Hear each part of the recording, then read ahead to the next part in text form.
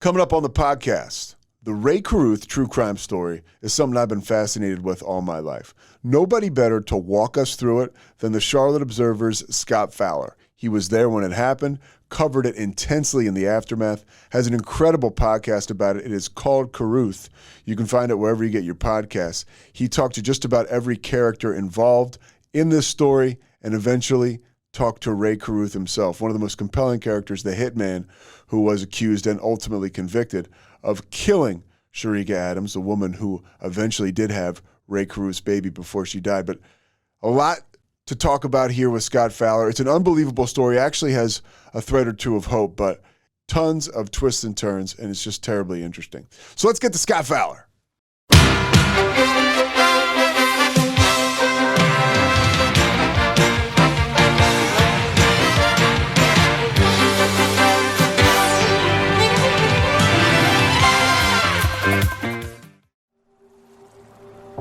Just after midnight on November 16, 1999, 24-year-old Sharika Adams was shot in Charlotte, North Carolina. She'd gone to movies with her boyfriend, Rae Carruth, who was at that time a Carolina Panther, and she was following him home, and a car drove up beside her. And I fired one shot, then 4 more shots. Bam, bam, bam, bam. She was screaming. She was drowning in her own blood. I'm Scott Fowler, a reporter for the Charlotte Observer, and for the past 18 years, I've covered everything that came after that night. 911. The police have been shot. You've been shot? Where are you at, man? I'm 8 months pregnant. I was following my baby's daddy, Rae Carruth, my boyfriend. Now, on the eve of Rae Carruth being released from prison, What a play by the rookie Rae! the Charlotte Observer and McClatchy Studios take you beyond the story that shocked the sports world. Rae Carruth left Sharika Adams and his own son for dead. they were able to deliver the baby. Chancellor Lee. It's miraculous he survived. Sharika was in very bad shape when she came in. Where tragedy She was able to live for 28 days. One of the questions was, do you think Rae was involved? And she just made a question mark. I was not there. I can't testify to anything that happened to Sharika on Ray Road. meets a grandmother's love. He has cerebral palsy because of the lack of oxygen to the brain. Ma'am, you gotta help me to help yourself. Where are you at? He hadn't hired these people to kill Sharika Adams. I'm apologizing for the loss of her daughter. I'm apologizing for the impairment of my son. The legacy of Carruth. I'm just so thankful. I can associate November 16th with the day my grandchild was born, our miracle boy. Coming October 16th on Apple Podcasts, charlotteobserver.com/Carruth, or wherever you get your favorite shows. You have a birthday coming up? Yeah. Yeah? Do you know how old you're going to be? Yeah. How old? 18. That's right. It's so interesting. It's 8 episodes, your podcast, and they're about 40 minutes a clip. And it is it's one of those things where when it was over, I didn't want it to be over because it was so interesting, really. And I want to get in. We talked about the people around the situation. You covered Rae Carruth, I guess, for at least a year or two, and you actually had a chance to have some conversations with him. What kind of guy was he like personally in your limited experience with him? Prior to the murders, you mean? Just as a player. Yeah, I was here for his whole career, Pete. It was short, but his NFL career was about 3 years long in the late 90s. And I've been here long enough. I saw that. I was there the day he was drafted, first round pick in 1997 and on from there. And if I was only going to characterize him in one, maybe 2 words, one would be weird. He was a little bit of an odd guy, but there's those kind of guys in every professional sports locker room. And he also was introverted. And maybe if I was going to pick a third word, I'd say smart. He was all of those things. He did not naturally have a whole lot of friends on the team. He wasn't a life of the party type guy. He was more of a sit on the side and watch the festivities type guy. Did not like to be interviewed much, so we did not have a lot of interviews. But when we did, I would always be impressed with, he was a smart guy. I mean, he wrote plays. He was at Colorado. You know, he wrote some poetry and stuff, things that and even in the letters he's written me since. I mean, the guy can write. So he had some talent, but he was also injury prone while he was here. And that kind of started things, I believe, once he realized he maybe couldn't stay healthy as an NFL player. So he signs a contract, you know, you're there when he gets drafted, but I think it's $3.7 million deal, $1.3 million signing bonus, which even today is a lot of money. And this is 20 some years ago. When did you, I guess you kind of touched on it. When do you feel he had, I guess, a child support payment from a previous relationship, a girl he dated in Colorado? Was there feelings that he was going to have some money trouble if he had another child? I mean, I guess from Rae Carruth's standpoint, there was not anything that you would ever notice. I mean, I should back up to say that he had a really good rookie season. He made the all-rookie NFL team, one of the teams that was announced. So he was a productive player then and looked like a guy that might be around here a long time. The injury started in year 2. And so always, you know, the motivation that the prosecutors always had later in the trial was that he didn't want to have another child because of what you mentioned, the you know, supporting a child until age 18, which he was doing already with one son that you mentioned, that he did not want to have a second one. And so that was always there. You know, now we should point out Rae Carruth never admitted to this murder, always has proclaimed his innocence about it. But that's what he was convicted on, was a conspiracy to commit murder. And their motivation was basically not wanting to pay for the child. Now, the guy who did commit the murder, and we'll get to the victim, Sharika Adams, in a moment here, Van Brett Watkins. If you could describe this guy, I mean, he was before this trial. I would consider somebody who was terribly frightening. You went to interview him in person in Raleigh when he was incarcerated. What did you take away from being in his presence, and catch people up on what kind of guy we're talking about here? Criminally, it's history. Scary. He's a scary guy even now, and he's somewhat diminished now, Pete, in that he's just gotten older and he has the health problems that everyone has as they get older. He's been incarcerated a long time and will be for the rest of his life because he admitted to pulling the trigger on this murder. And, you know, not only that, to show you a little bit of the type of guy he is, in prison, he's committed some like 40 some odd infractions, various problems, you know, with authority in prison. So he keeps getting years added on to his sentence and being sent to solitary confinement. Huge guy, looks like maybe an NFL defensive tackle, like a, you know, 6'4", 280 type guy. That's probably about right. And he was, you know, his day in court remains probably one of the most probably frightening witnesses I've probably ever seen in a courtroom, the way he spoke. And he's super angry at Rae Carruth. He thinks, you know, he became the scapegoat for everything in this. But yes, he was the hitman, and that is episode 2 of Carruth, The Hitman Speaks. I went to go talk to him and have exchanged many letters with him over the years as well, Van Brett Watkins, and he is a unique individual for sure. He seems like, now of course, his criminal past, maybe he wasn't particularly honest, but he doesn't have fear of the truth. It seems like once he was caught, he was very transparent as to what happened. If there's one person telling the truth in this whole thing, my money's on him. But, you know, I'm not the judge and jury. No, yeah, I think he was believable as a witness. I mean, partly because he's making himself look so bad. You know, normally people who are lying aren't going to lie and make themselves out to be a murderer and everything else. I mean, he had a, you know, a violent past, a criminal past, and was someone that Rae got to know through some sort of shady dealings, and was ultimately the person that Rae hired to commit the crime. Yeah. From Van Brett Watkins' telling, which is what everyone believed. And we circle back around to get to why exactly he was hired. Rae Carruth is dating, Sharika Adams. She's a real estate agent part of the time in Charlotte, but she does work at a strip club in Charlotte, the Diamond Club, and Rae meets her. They start to date, and they were sort of public, but they certainly weren't, from the podcast and from what I've read, they weren't exclusive. Right.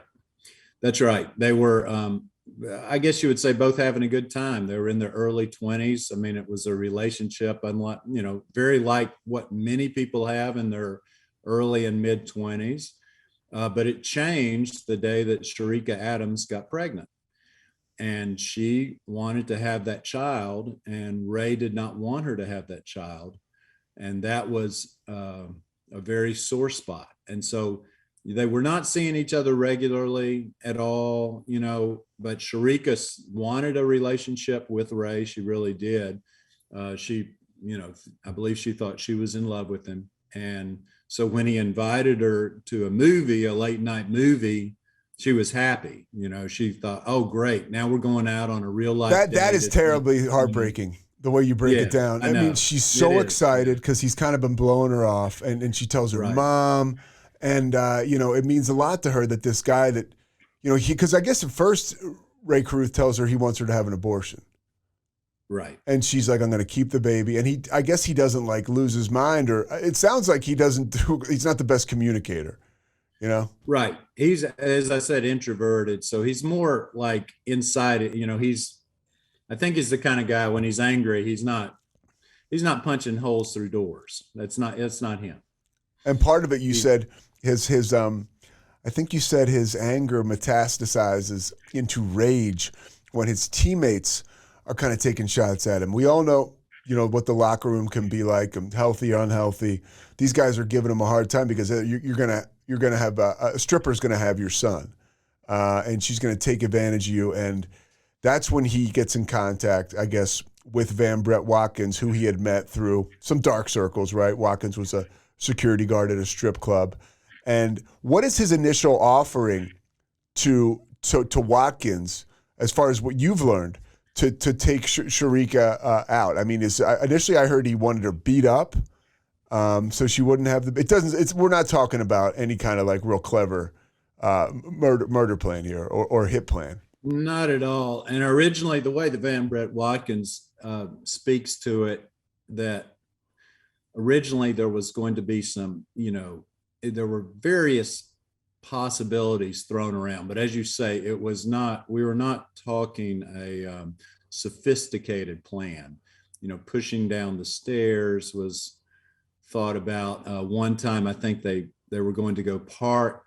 Rae and Sharika were going to go park and have a conversation. Rae was going to go inside somewhere.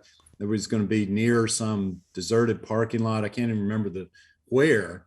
And Van Brett Watkins was going to leap out from behind the dumpster and just beat her up to cause the child, to be not viable. And this is 5 months. We're talking about all this stuff, right? Like these plans or these ideas. Oh, yeah. It was. Yeah. I mean, the whole thing. It sounds ridiculous, and then it just turned tragic. And the amount of money that was discussed. I'm blanking on exactly what it was. You may remember better than I, but I mean, it was like $3,000. Yeah, it wasn't much money. Yeah. A human life. I mean, 2 human lives really, and many more than that were affected, of course. For those who don't know the story, of course, Sharika Adams ended up being killed, but their son, her and Rae Carruth's son, is very much alive. Chancellor Lee Adams, who I've been, around many, many times, is developmentally disabled, but did graduate from high school, lives in Charlotte with his grandmother, Sharika Adams' mother, Sandra Adams, who's one of the real heroes of this story, and is now 23 years old. So people forget the whole point of this, from Rae Carruth's standpoint, it didn't work. You know, the child was born.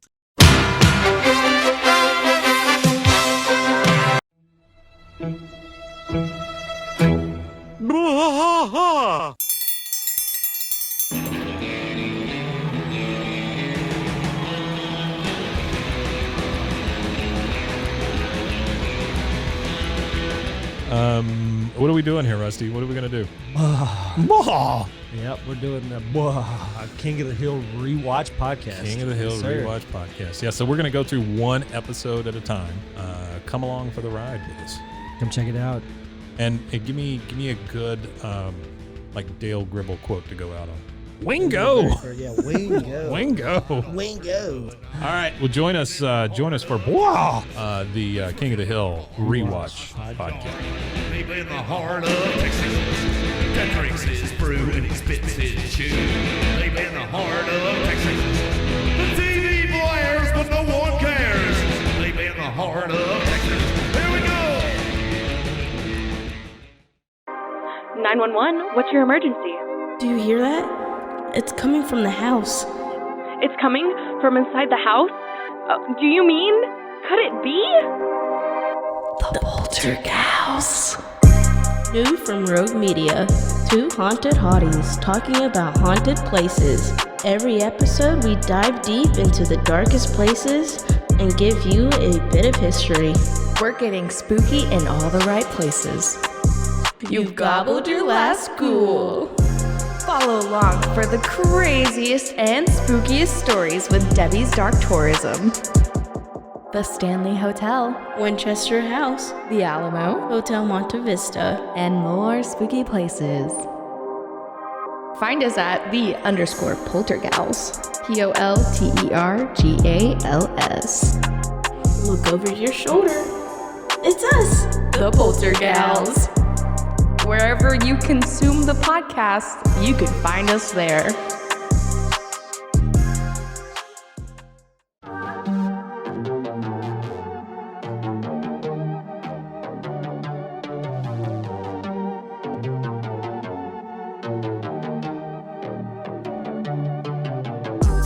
Hey y'all, I'm April. Hi, I'm Caroline. And we have a new podcast for you. What's it called, Caroline? Bloody Happy Hour. It's going to be your new favorite guilty pleasure. We're going to talk about some bloody stuff. Serial killers. True crime. Rapists. Why not join us? We'll have a good time. You literally never know. I don't know what I'm going to say. Bloody Happy Hour.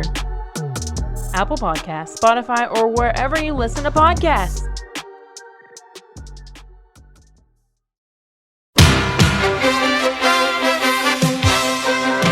But Sharika Adams was, killed after saving her baby with a 911 call that haunts me to this day. Yeah, and so in a world where everything is recorded, right? We have everything documented.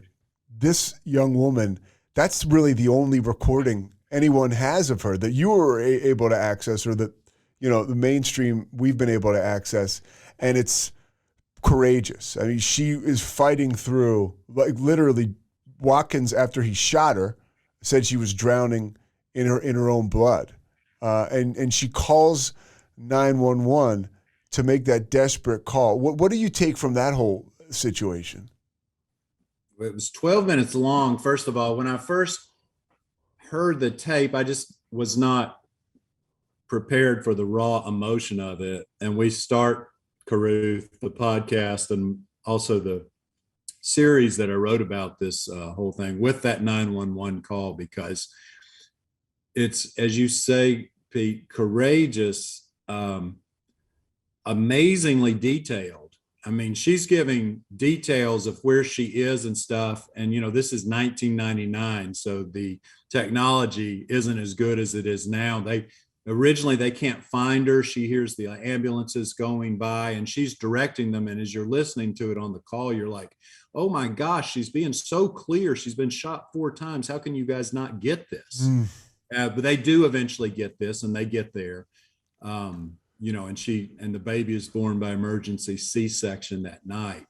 One of the police officers who saw her really early in this whole process I talked to, and he said at that time, the doctor's opinions were that the mother would live and that the baby would perish. And it turned out to be exactly the opposite. Sharique Adams, 4 weeks later, died, but Chancellor Lee Adams survived. We'll go forward into that painful sequence of events that follows the shooting, but preceding the shooting that night, it's a hasty plan.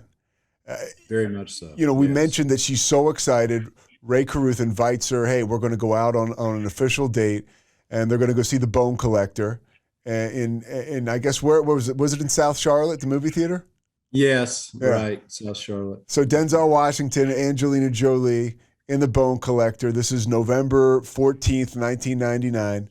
And I guess Watkins, and what was the other guy's name that go over to his house? Kennedy, yes. Yeah. I'm forgetting the other.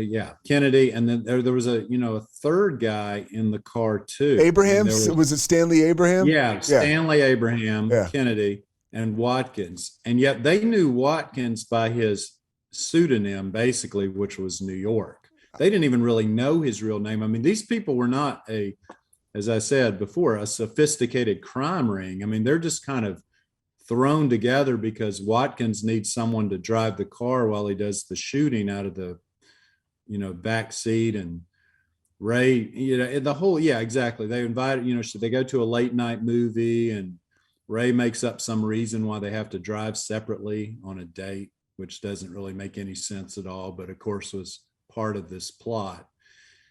And I mean, it's just, and the irony, The Bone Collector, if I remember correctly, is about a serial killer, I think. Yeah. That's the movie they saw right beforehand. And so he stops, puts on the brakes. They're driving on Ray Road. They're driving because they go to his house after the movie. He says, I've got an injury. I have a rehab appointment. If I stay at your place, it'll be closer in the morning. So she's like, okay. But even as you illustrate, she calls her mom. She's like, something's off. This is weird. And her mom's like, you got to work tomorrow. I guess this was before the movie. And Ray's like, no, let's go. That was before. She was like thinking about not even going because they were at his house and things were strange. There might've been another, lady there and some other friends, and it didn't seem much like a date. So she called her mom then, and then on the way back, when suddenly he wanted to go to her house, I think she called her roommate, which if I remember was a cousin or something, and said, oh my gosh, clean up the house. Ray's coming over. Oh. Again, kind of heartbreaking, the sort of excitement about, an unexpected guest and one I really want is coming over. And of course, they never got there. He stops the car as she's following him. Watkins and Kennedy, I guess, is driving. They pull up alongside. And he fires. How many shots do you remember? 5, I guess he connects 5 times. 5 shots, of which 4 hit her. And then they drive off without getting out, without checking, on what happened. They just know that they had, and Rae in the meantime has driven off as well. And that car also drives away. And that's when Sharique manages somehow to drive the car a few yards into a subdivision, calls 911 from a cell phone in her car, which was unusual at the time. A lot of people did not have that. Fortunately, she did, and drove into somebody's, just a random bystander's like driveway. And that guy came out and, tried to assist her as well. She goes to the hospital, and then this is where I think you or if you spend enough time covering this, or a doctor or psychiatrist can really classify Rae Carruth as some kind of something, because he shows up at the hospital. Now, Sandra Adams is panicked because she gets a call to go to the hospital. She calls Rae over and over again because obviously it's his child. And initially it seems like she's totally unsuspecting. And Rae shows up with another girl to the hospital. Right. And it's just and he's like checked out. And she confronts him, right? You have some of the most amazing conversations with this woman, by the way. People that listen to the podcast will have a chance to hear that. But she is the way that she has, I guess, forgiven everyone in the situation, so she's free to live her own life and to discuss this stuff with you in a manner that you would not think is typical in a situation like this. She's very clear in her frustration with him that night at the hospital. What did she tell you about that? Well, the part she always remembers, and she's told me this story a couple of times now, is the other girl that he brought with him to the hospital. At one point they were, you know how hospitals, you're always sitting around and waiting. That's just part of the deal at hospitals. Somehow Rae was sitting on the floor and this girl was behind him massaging his shoulders. And that image has always stuck with me, like the sort of the disrespect of that. I mean, I don't care what the relationship was, whether they were really boyfriend or girlfriend, or they just were hooking up or whatever. You don't do that when someone's getting, in a normal person doesn't. Yeah. So, yeah. And, there was some confrontations then and later. Sandra still didn't really understand, and no one would at that time, what was going on. And her main concern, of course, was Sharika and the baby. But yeah, right away, I mean, there was a lot of, Sharika wrote some notes from her bedside that were critical in the trial because she couldn't speak for a lot of it because she had a, breathing tube. But those were part of the reasons he was implicated. And I should mention that, Rae Carruth's contention through his lawyer, who, by the way, was the same lawyer who was the lawyer in The Staircase. If anyone's ever seen The Staircase on HBO or Netflix, David Rudolph, who's an excellent lawyer. Their whole contention was this was a drug deal gone bad, that Van Brett Watkins was mad at Rae for not giving him some money or not financing a drug deal that Van Brett Watkins wanted to make. And so then, out of spite, more or less, went and shot Sharika on his own. That was their contention. Wasn't bought by the jury, but that's always what they said. But in any case, yeah, Rae shows up at the hospital. It's an absolute chaotic scene, and he brought another girl. So December 15th, she passes away. Yeah, it's December 15th or December 14th. Chancellor is born, and then she passes away. So they're fostering this child who ends up with cerebral palsy to life. And she dies. Now let's go back to what you're doing. I mean, you're covering the team. A star player, like you mentioned. He was on the all-rookie team. He had 4 or 5 touchdowns as a rookie. Showed a ton of promise, first-round pick. The woman who's going to have his baby is dead. How do you guys hear about this? How do you guys cover this? What goes down? Yeah, well, it's important to remember it was a different era, Pete, because can you imagine if that happened right now to a first-round pick in the NFL and the amount of coverage, like in a very different situation that we've seen with Damar Hamlin, for instance, just round the clock, 24/7 coverage, in that case of, a horrible injury on the field and a hospitalization and such. But Rae Carruth was way more famous than Damar Hamlin, and this would have been 24/7. I mean, but it happened in 1999 when Twitter and Instagram and all those things did not exist. So, but it also happened during the season. Yeah, go ahead. It also happened during the season. So yeah, you did have some during the season, all of it. You had some built-in injured, but yeah, it happened during the season. So there, the Panthers are playing games and all that, and here he's, it was crazy. Well, the short answer is we had a bunch of really good news reporters, and they really at this point were handling most of the court coverage and legal coverage and interviewing the lawyers and such. I mean, the sports people were doing more locker room reaction. Yeah, that's what I was curious about. That sort of thing. There's built-in access. Yeah, you're there, right? So you're there. There were people watching it later, when it went on trial. they would take breaks, and when they had their lunch period, which was the time we could interview them, and you could see them clustered back in front of a TV watching the live feed on Court TV, which Court TV televised the trial gavel to gavel. I mean, I've never experienced anything like it. It was crazy. And George Seifert was the coach, and they stunk that year. They were bad. Although 99, they were like average. I think they were 8-8 or something. Okay. So they weren't horrible. Later on, they were like during the trial, they were terrible. They were like 1-15.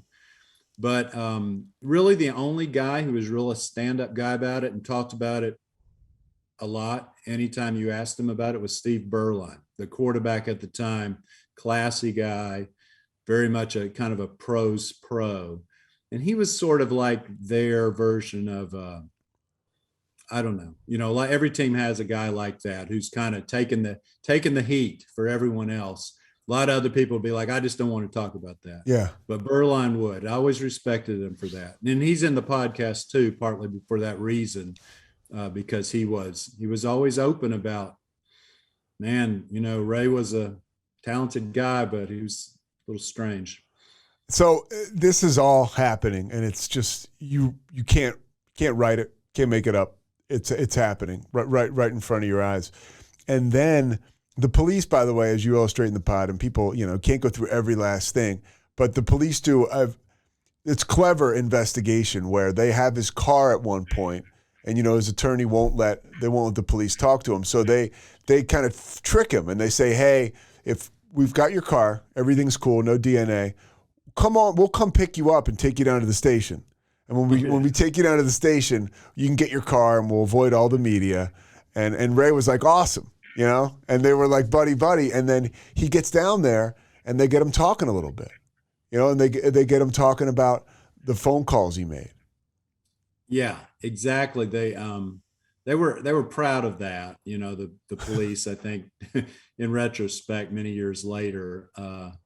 Again, we're not talking about infiltrating the mafia here, but they did, they managed, the police work here was pretty good. I thought they had several moments like that, later, and this was, later, but the FBI managed to figure out where Rae was, caught him in a car trunk in Tennessee. Basically around the same time you're talking about. As soon as she died, he got out of there. Yeah, what was that like when word spread that he had fled? Oh, nuts! Just people there again. It trickles out. Back in those times, it wasn't somebody putting it on Twitter. It was just conversations like, "Man, I heard they went to Carruth's house and couldn't find him," and a reporter and editor, and I'm like, "Are you serious?" And it only came out kind of at the end, as to exactly how convoluted all of that was. He escaped with another female friend who drove him to Tennessee, but ultimately really didn't want to be a part of things. She didn't want to be an accomplice to it. And with the help of Rae's mom, if I'm remembering correctly, they finally said, he's in the trunk, and, he was in there with a couple of, Gatorade bottles that he had been urinating in, and a couple of like energy bars or something, and some money, a lot of money, some cash. So again, not a real well thought out plan. He was panicked, and he was running at that time because he knew he was going to be arrested once she died, arrested and charged with, because she's dead now, with murder. And you'd followed this the whole time, and like you mentioned, probably not as involved at the time because your news people are on the beat and they're covering it. But watching, you mentioned the court TV stuff was just. Were you in the courtroom? Did you go to the court? Sometimes, yeah. I didn't cover it gavel to gavel. I would go certain times, certain days, and when I could. Was it packed?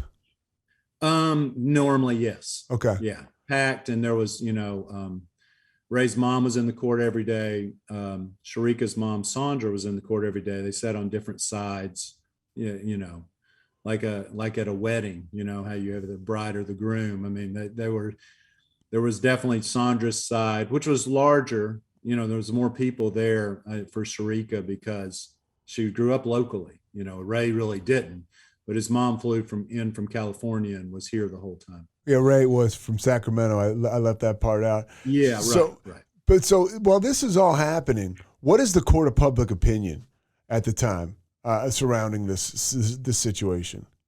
Court of public opinion would probably have been Rae's guilty. You know, that in some way or the other. That was certainly, I would suppose, the presumption from just your average Panther fan as more and more came out about their relationship, and but people weren't sure, you know. And even you know, as we talk more later about the jury, I mean, the jury wasn't sure. The prosecution didn't get everything it wanted. If they did, Rae Carruth would still be in prison right now. Yeah, well, one of the reasons he was in prison for 18 years was Van Brett Watkins, and as he details it, you know, he was, like you said, you could feel the vitriol. He was angry with Rae Carruth. Rae Carruth, he said, this bitch, right? Was supposed to do it and didn't do it. I remember that. It was like, whoa, it was scary. I can't believe you mentioned Carruth had such a good lawyer. His ability to go toe to toe with this guy and be unfazed was pretty remarkable. Yeah, he was. I mean, David Rudolph enjoys a good joust. I think for him it was a memorable trial as well. But I know Carruth said to David Rudolph one time, because Van Brett Watkins just ripping him up one side and down the other on you know, when he was on the stand, and Carruth said to Rudolph one time, "How many times are you going to let him call me a bitch?" Because it happened multiple times. Now, did Van Brett Watkins, you know, tell it 100% exactly right? Probably not. I mean, probably not exactly right, but he was probably the most believable person in that trial. And I think that's probably, you know, as I interviewed several jury members, including the foreman, his testimony was very important to where they came down, which was not first-degree murder for Rae Carruth, but conspiracy to commit murder, which was not the worst charge they could have gotten him with, and several other charges as well. But that was the big one, and that's why he did spend almost 19 years in prison. And how about Watkins? What did he end up getting? Was he charged with first-degree murder? He did, yes. He got first-degree murder, and, you know, I don't know, 50 years or something, which is extended on into more years because of his infractions behind bars. So, like, he didn't get out until 2050 or 2045 or something, and he's already like 60 some odd years old. So. Yeah, I think by your math, I think he's 62 now.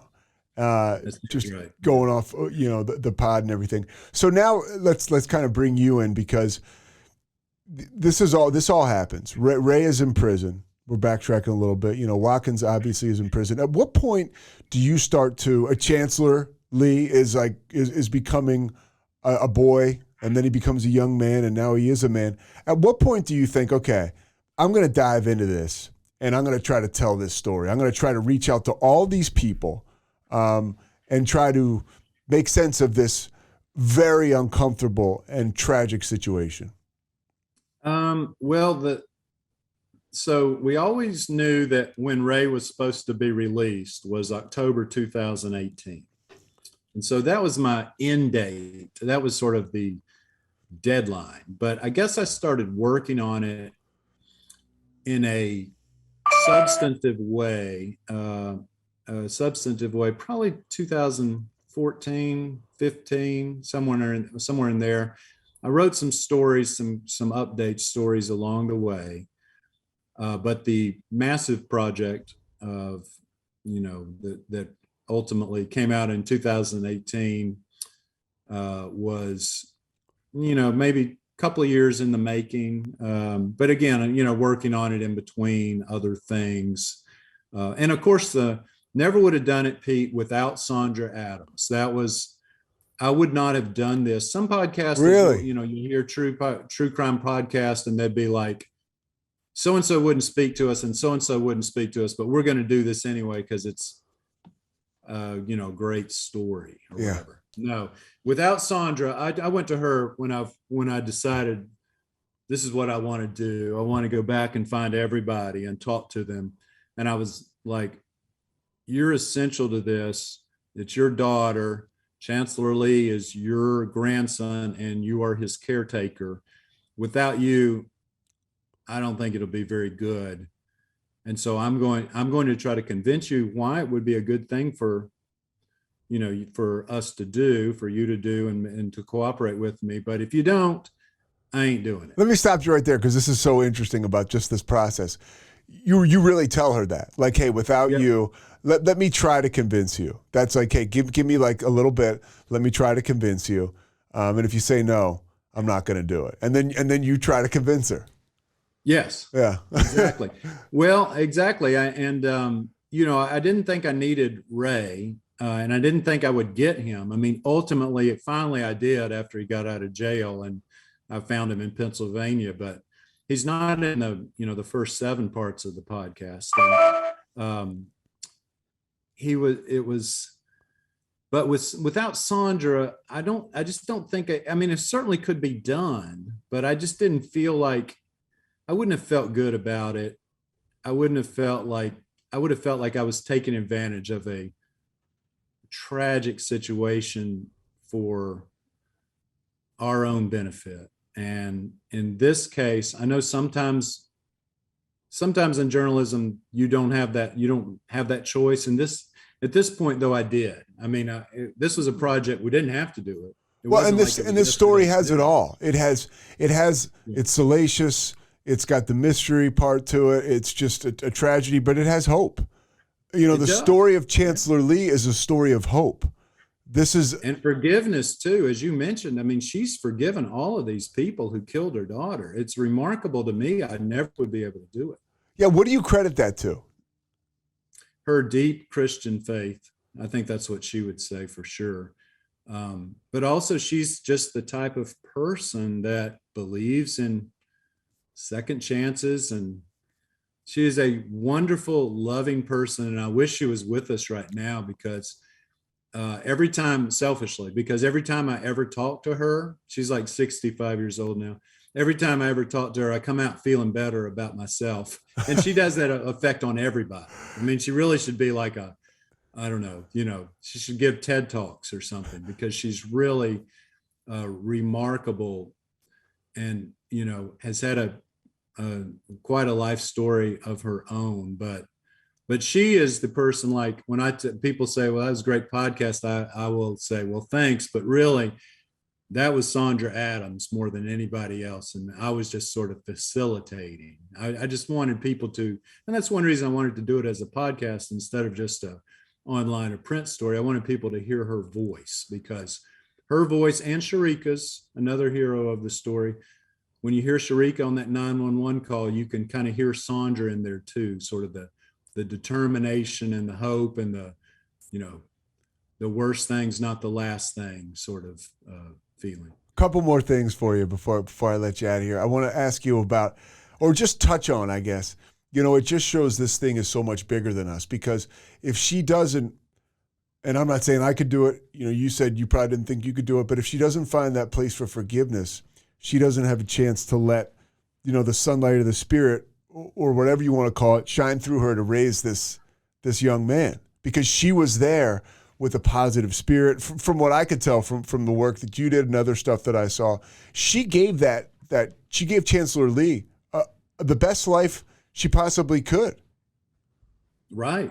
Yeah. I mean, that you won't meet a happier young man than Chancellor Lee. I mean, Sandra calls it his smile ministry, but every time they go in a restaurant or something, and it's just sort of his natural, how some people have sort of a frown on their natural face. His is a smile. I mean, that's just sort of his default. And by the way, he looks incredibly like Rae Carruth too, which is you can tell from pictures now, because he's about the age that Carruth was when he joined the Panthers. But in any case, his smile is beautiful. And the chaotic circumstances he was born into, I don't think he fully understands, honestly, with the developmental disabilities and the cerebral palsy. He's had a great life. As you said, the best life probably he could imagine. Couldn't have a more loving caregiver. Has a lot of loving people around him and her family. He's had some therapists he's been very close to over the years. He's got friends. He went to high school. He was mainstreamed into one of Charlotte's main high schools in an exceptional children's program. I mean, he's had for the way he started, it's a miracle. How is he today? What does he need? And forgive me for if this is it's just a question. I don't want to be ignorant. Does he need like round the clock care, or does he have to live with somebody taking care of him? Because again, this is a result of what happened. It still remains a tragedy, although there is a thread of hope. That's right. Yes, he will always need to live with someone, and he does live with Sandra now. And there's plans in place for, if they're needed, when Sandra passes away, for some other family member to take care of him. There's a lot of things he can do, but he could never live on his own. I mean, he's not going to be someone, he'll never be able to drive, for instance, or, he still only speaks normally a few words at a time. So communication skills, while he can do it, are best done when someone else is sort of helping smooth out the process. So yeah, he'll always need care. How are they able to facilitate that financially? I think that's I think because of, the way it happened, I believe that Medicare and, I think it's really governmental assistance, basically. All right. Well, that's good. It's good to know that there's, support there. Yeah. Talk to me about your experience meeting Rae Carruth on the other side of all this, when he was in Pennsylvania. How did that go? We'll kind of wrap it up with that. What happened? Yeah, that was one of the most surreal journalism days I've ever had. I'd met Rae, of course, when he was here, but I had corresponded with him a little, mostly one-sided, me corresponding. When he was a player in Charlotte, you did a story on him about his number. About uniform numbers. About why players. About that more than anyone else I'd ever talked to. He thought he looked fat in certain uniform numbers, and he was a wiry guy. There wasn't an ounce of body fat on him, but he had changed numbers here 4 or 5 times, which I think goes to a little bit of trying to figure out who he was. His identity was a little in flux. But yeah, so 20 years later, it had been 20 years since I'd seen him. Found out where he lived in Pennsylvania. Didn't have a phone number. Where is he? Where was he in Pennsylvania? Well, I shouldn't say that. Okay. Probably, but so I drove there in a rent-a-car, and I'll say this: I was covering a Steelers game. Okay. I was up there for that, so it was within driving distance of Pittsburgh. I'll say that, and drove to where I thought he lived, and parked, went and knocked on the door. A couple of dogs started barking, and I didn't think anyone was home because there were no cars. And then I saw the dog stop, and then he walked to the door, and there he was 20 years later. And he said he had a bottle of Windex in his hand. He was cleaning up, turned out to be cleaning up for his mom, who was going to be visiting later that day. But he came outside, and I explained to him reminded him who I was, because I had a lot more gray hair now than I did 20 years ago. And he just kind of smiled, and he said, I thought you might pop up sometime. Why don't you come on in? And so I came in. He didn't want me to tape the conversation, and I didn't, but we talked at his kitchen table for about half an hour. And, he still proclaimed his innocence. He told me some about prison life. He told me how strange the world had turned in the 19 years since he'd been in and out. Didn't know how to use a cell phone, basically. Was learning that. And then from there, we had a few more conversations once I went back home via email and stuff. And now I've kind of lost touch with him again. He's not returning my calls and stuff. So we had a moment there for about several months where he sent me a picture of the day he got his driver's license. He was super proud. He got his driver's license in Pennsylvania. But now as I mentioned before, he's introverted. He wants to live a solitary life.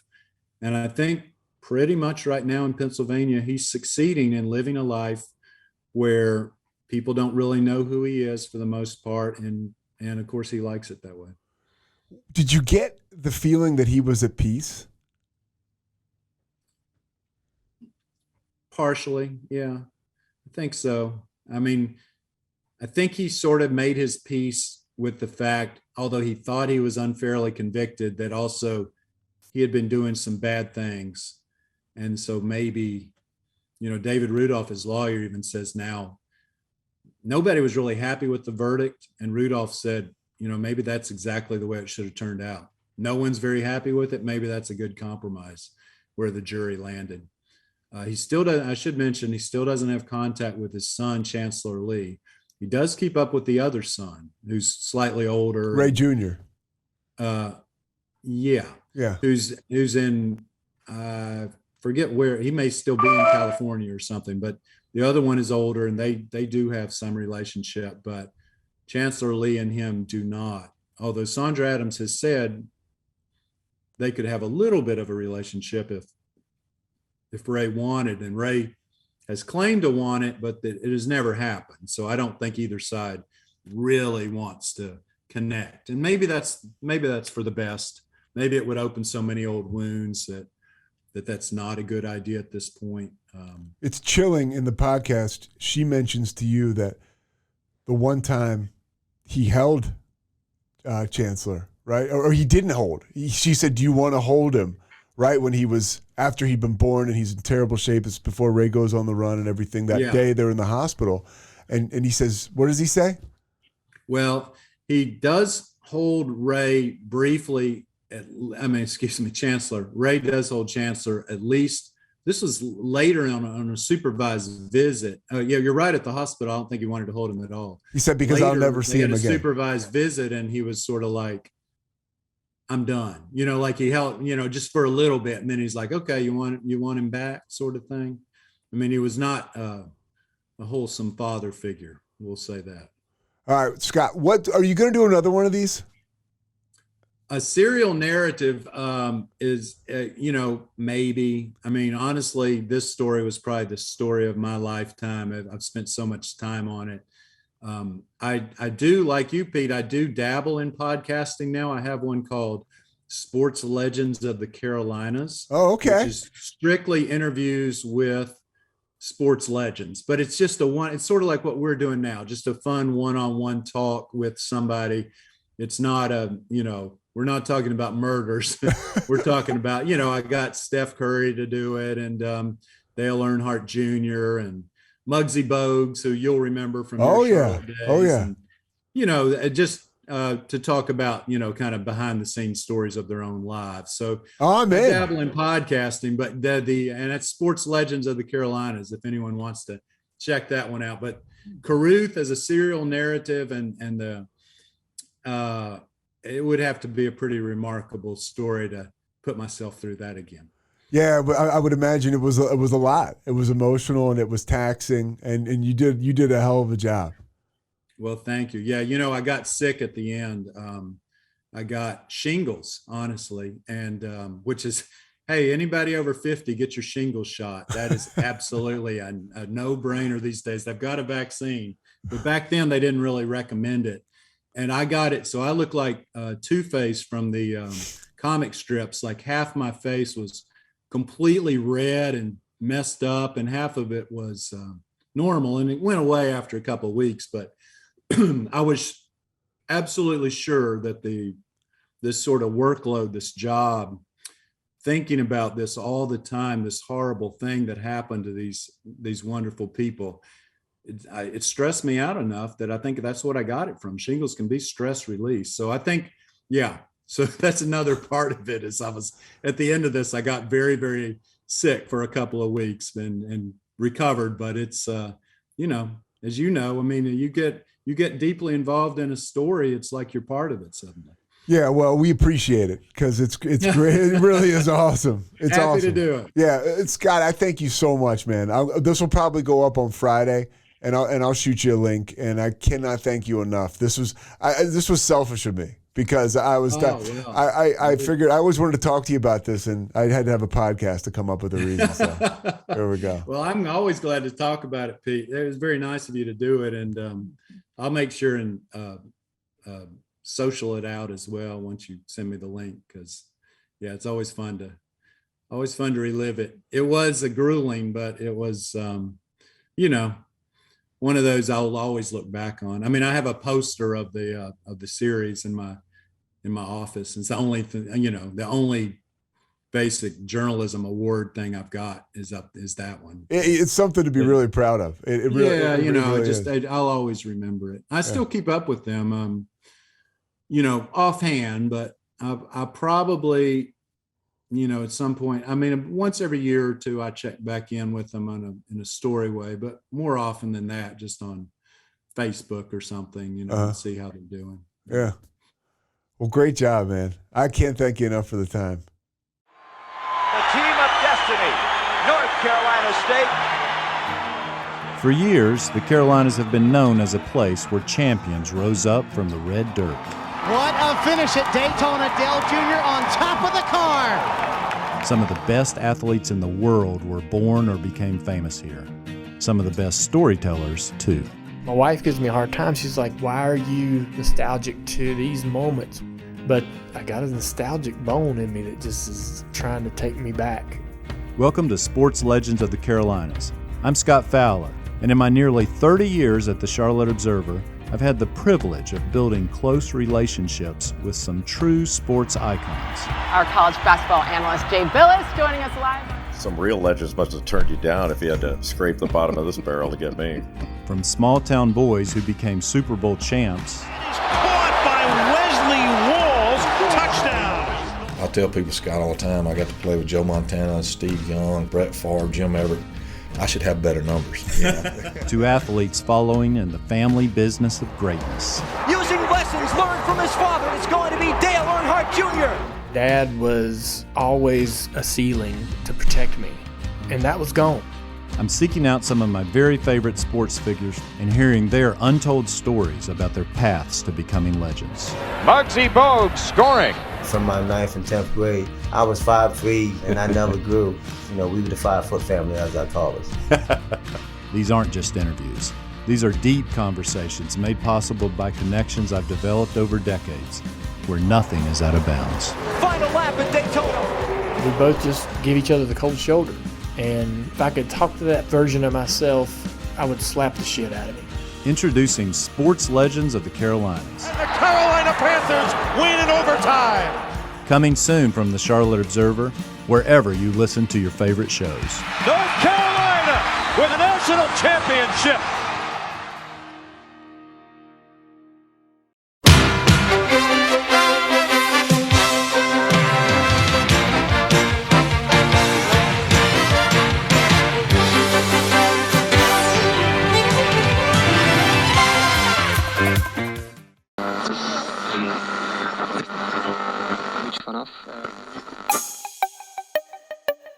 This has been a Rogue Media podcast.